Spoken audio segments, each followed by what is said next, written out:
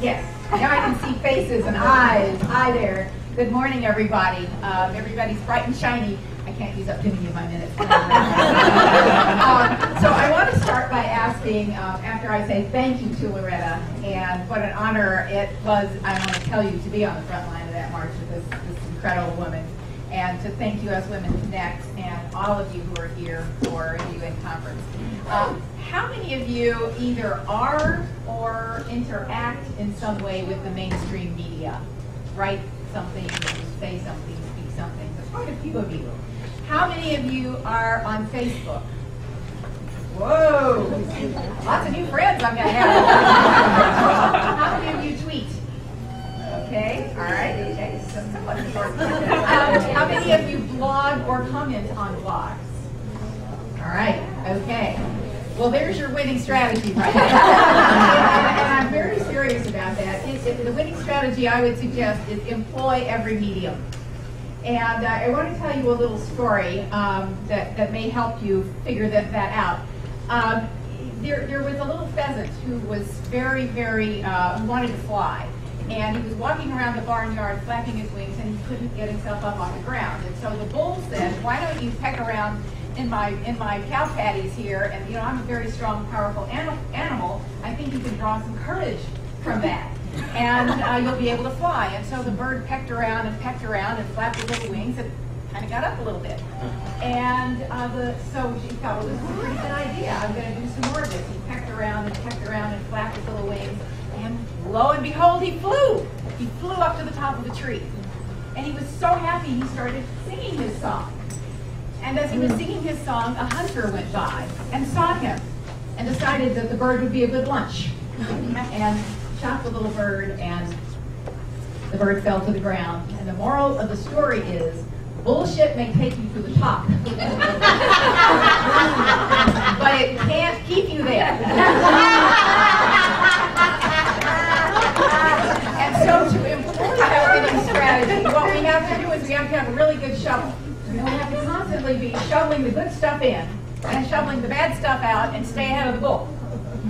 And you probably know the bad news, which is that women occupy approximately 3% of the clout positions in media today.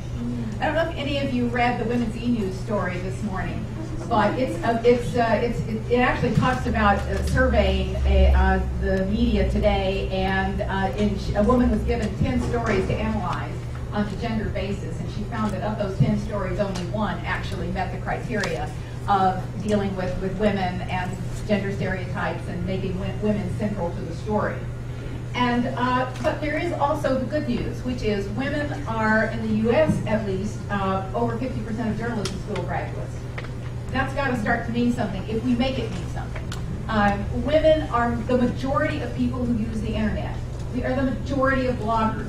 We are the majority of social media users. And I personally find that when I write something for an entity like a Women's E-News, and then put it out on all of the social media and all of the blogs and the other places I can get it to, I reach more people than the New York Times, which is a lot harder to try to get your story into.